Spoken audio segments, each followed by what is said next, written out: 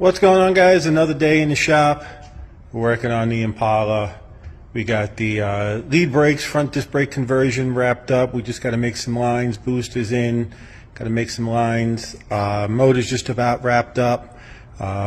Just waiting on a balancer. It's going to show up.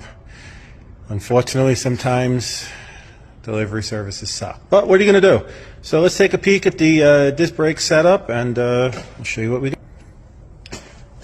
Really nice, one piston, 12-inch rotor, absolutely perfect for the setup. The old disc brake, the old drum brakes, garbage. This is really going to make a huge improvement to the car and its stopping power. Again, on the top, as we showed you the other day, we have the brake booster, Power Master. Again, on that side, really going to add form and function. I look through the wheels, see the disc brakes. They look cool.